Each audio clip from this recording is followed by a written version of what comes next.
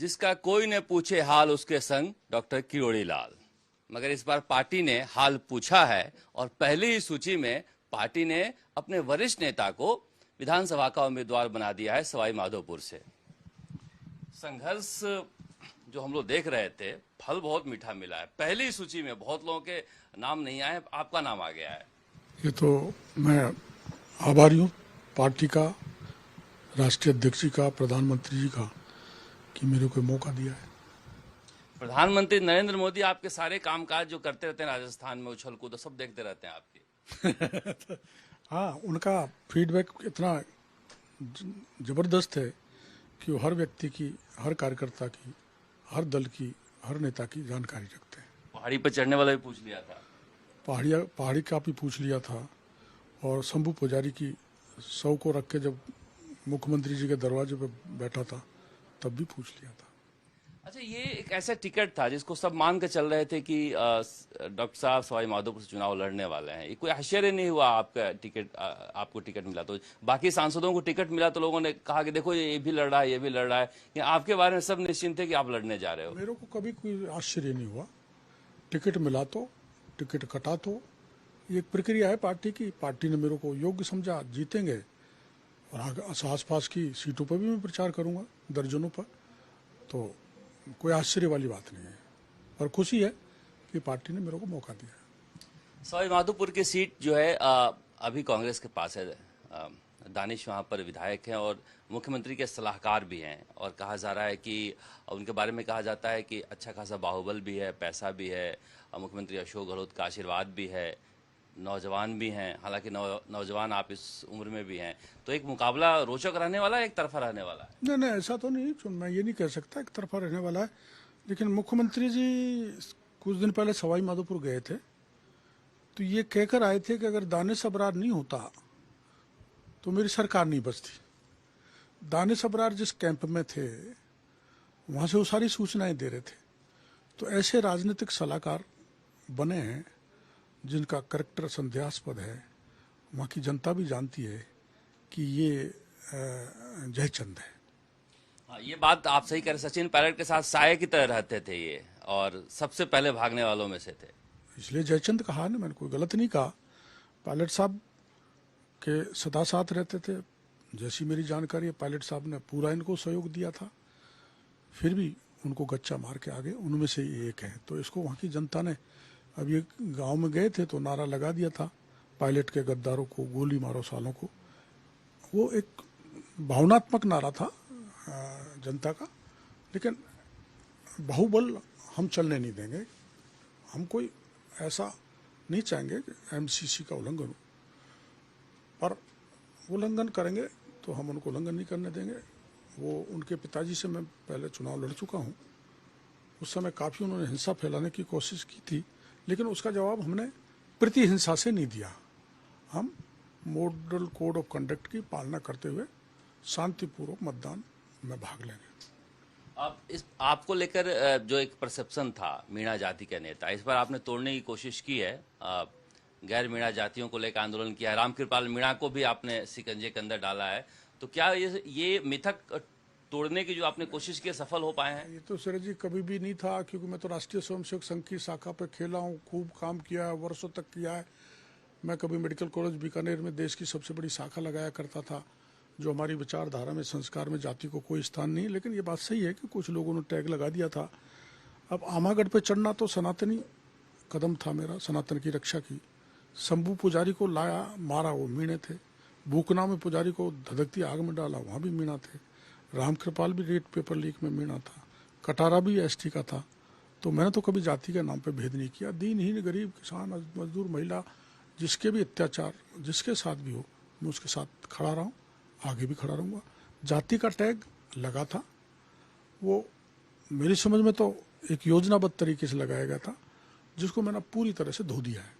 जाति को कोई स्थान नहीं। लोग कह रहे हैं कि इस 41 में डॉक्टर किरोड़ी लाल मीणा की ठीक ठाक चली है। लालसोट की सीट भी इनके पक्के चले के हैं, और सपोटरा में भी हंसराज के साथ बाबा साथ देंगे। नहीं, ऐसा नहीं है। मेरे से, मैं तो कोर कमेटी में तो हूँ नहीं, आप जानते हो, पर मेरे से सलाह ली थी सेंट्रल कि हमारे प्रभारी जी ने और प्रदेश के नेताओं ने मैंने मेरे नाम बताए थे, भाई जिताऊ 1 2 3 ये हैं, जो आपका सर्वे कहता है, जो आपकी सूचनाएं कहती है, उनमें किसी को दे दो। मेरी कोई चॉइस नहीं, मेरी सलाह थी। और हमारे पार्टी में और नेताओं की भी कोई चॉइस नहीं होती, पार्टी का पार्लियामेंट बोर्ड तय करता है। उन्होंने तय किया, मैं सबके लिए काम करूंगा। बामनवास में वो 48,000 से हारे थे, तीसरे स्थान पर रहते। थोड़ा सा वो चौंकाने वाला नाम है, या आपको लगता है कि जीत जाएंगे? कैसा भी नाम हो, मैं भरपूर प्रयास करूंगा। और टफ से टफ एरिया है हमारा, आप जानते हो, 30-35 एक सीट जहाँ ERCP का एरिया भी है, जहाँ नोटंकी करने जा रहे हैं गहलोत साहब, वहाँ समीकरण जो है टेढ़े हैं, लेकिन हम सब समीकरण को साध के कैसा भी व्यक्ति कमल का फूल लेकर आया उसको जिताएंगे। अशोक गहलोत को लगता है कि पूर्वी राजस्थान से ही इस बार हम जीत सकते हैं, इसीलिए ERCP का मुद्दा भी बना रहे हैं। और मीणा जातियों को लेकर एक लोगों में है कि ये कांग्रेस के वोटर हैं, इसे कैसे तोड़ पाएंगे? ये तो क्या है कि दरअसल में पिछली बार वहाँ एक समीकरण बना था, गुर्जर का, माली का, माइनॉरिटी का, ST का, SC का। उसको इन 5 साल में हमने पूरी तरह से तोड़ दिया है।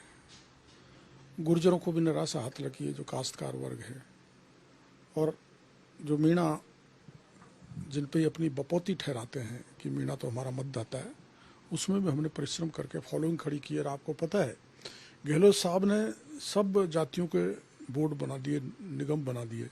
मीणा 8.5% है राजस्थान में, उसका बोर्ड निगम नहीं बनाया। मांग भी की थी, जैसे मध्य प्रदेश में शिवराज सिंह ने बनाया है जय मेनियस बोर्ड, वहाँ चेयरमैन भी बना दिया। तो कोई यहाँ तो रेवड़ी भी नहीं बांटी, और जगह सब जगह रेवड़ी बांटी है। तो गहलोत सरकार या कांग्रेस कभी भी हमारी शुभचिंतक नहीं रही है। गलतफहमी में मीणों को हम मैक्सिमम पार्टी के साथ जोड़ेंगे। अच्छा हुआ वो जय मिनेस बोर्ड नहीं बना, तो क्योंकि जो बोर्ड बने हैं उनका भी तो कुछ हुआ नहीं, तो कोई ज्यादा घाटा में नहीं है आप। नहीं, घाटे में नहीं है, पर आप जब सबका बना रहे हो, रेवड़ी सबको बांट रहे हो, तो 13 जिलों में जो बाहुल्य जाति है उसको भी थोड़ी सी रेवड़ी बांट देते तो ठीक रहता। ये मेरा कहना है। इस जो सीट के अनाउंसमेंट हुआ, टिकट मिला है, उसको देखकर क्या लगता है आपको कि बीजेपी ने होमवर्क करके दिया है, या फिर इसका उसका टिकट दिया है? क्योंकि नरपत सिंह राजवी का टिकट कटना, ओवैसी शेखावत के दामाद, या फिर राजपाल सिंह का कटना, वो कह रहे हैं कि वसुंधरा राजे के साथ रहने की वजह से उन लोगों को तो परेशानी झेलनी पड़ी। नहीं, ऐसा नहीं है। वसुंधरा जी भी अंदर थी, आप जानते हो, कोर कमेटी में। तो सर्वसम्मति से सबकी सलाह से टिकट दिए गए। कटने के बाद दुख तो होता ही है, तो भावनात्मक रूप से बयान बाहर आ जाता है। पर वो भी, चाहे राजपाल सिंह जी हो, चाहे नरपत सिंह जी, वो भी कमल के फूल वाले हैं, कमल के फूल के साथ रहेंगे। मेरे को भी वो जानते हैं, मेरे में 4 बार लोकसभा के टिकट कट गए थे। तो टिकट कटना ये हमारे जो चयन की प्रक्रिया का एक हिस्सा है, लेकिन अल्टीमेटली हमको पार्टी के साथ रहना पड़ता है। ऐसा हमारा विचार है, ऐसा हमारा संस्कार है। वसुंधरा जी के समर्थकों का टिकट कट रहा है क्या वाकई में, या नाराज हो सकती हैं क्या? नहीं, हमारे यहाँ कोई ऐसा नहीं है। ये उसका समर्थक है, वसुंधरा जी का है, राठौड़ साहब का। यूनुस खान वहाँ बैठे हुए हैं 2-3 दिन से, वो भी उहापोह में है कि पता नहीं टिकट मिलेगा नहीं मिलेगा, कांग्रेस में चले जाऊं, बीजेपी में रहूं।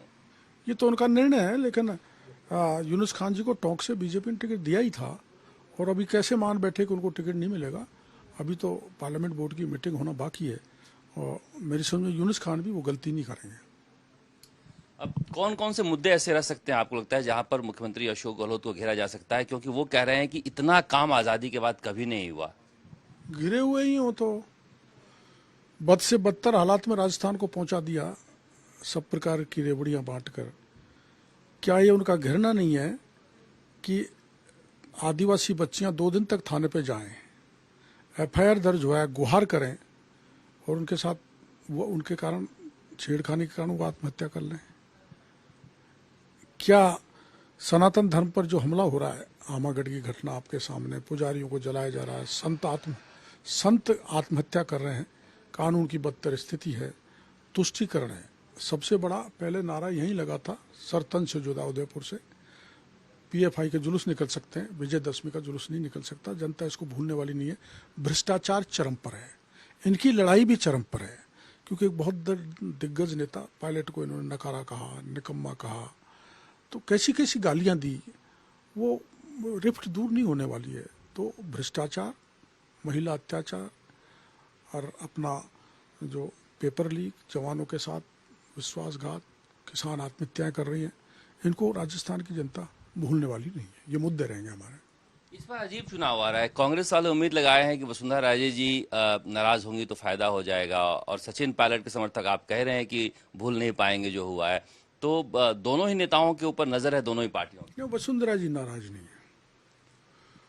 पायलट साहब के मन में ये दर्द हो सकता है, वो नाराज है कि नहीं वो मेरे को नहीं बता सकता। उनके समर्थकों में है। हाँ, तो जो गालियां दी हैं, कितनी अमर्यादित भाषा राजस्थान के मुख्यमंत्री ने बोली है, जो एक बहुत बड़ा नेता है कांग्रेस का, तो ये इसको कैसे बर्दाश्त करेंगे? वसुंधरा जी के साथ ऐसा व्यवहार नीचे से लेकर ऊपर तक नहीं हुआ। वो सब बड़ी बड़ी मीटिंगों में गई है, प्रधानमंत्री जी के साथ भी गई है, राष्ट्रीय अध्यक्ष जी के साथ भी रही है। अपमानजनक भाषा हमारी पार्टी में ऐसी कहीं किसी ने नहीं सुनाई जैसी गहलोत साहब ने पायलट साहब के लिए सुनाई थी। कब जा रहे हैं आप सवाई माधोपुर? अब कुछ मुहूर्त में भी सनातनी हूँ तो मुहूर्त पूछ कर जाऊंगा। कहाँ मुहूर्त? श्राद्ध पक्ष में तो आपने टिकटों की घोषणा कर दी। वो तो जब एमसीसी ही घोषित हो गई श्राद्ध पक्ष में, तो टिकट तो घोषित होने वाले ही थे। दानिश के खिलाफ सनातनी डॉक्टर किरोड़ी लाल मीणा, बूढ़े नौजवान नेता मुकाबले में उतर रहे हैं, और माना जा रहा है कि बहुत रोचक मुकाबला होने जा रहा है, क्योंकि दानिश के ऊपर सचिन पायलट के साथ धोखा देने का एक टैग है, जिसे डॉक्टर किरोड़ी लाल मीणा खूब भुनाएंगे। और हिंदुत्व के मुद्दे पर हमेशा से उस इलाके में सक्रिय रहे हैं। माना जा रहा है कि डॉक्टर किरोड़ी लाल मीणा के लिए बहुत ज़्यादा मुश्किल नहीं है ये इलाका, फिर भी हर चुनाव की अपनी एक अलग चुनौती होती है। कैमरामैन शर्मा के साथ शरद कुमार, जयपुर।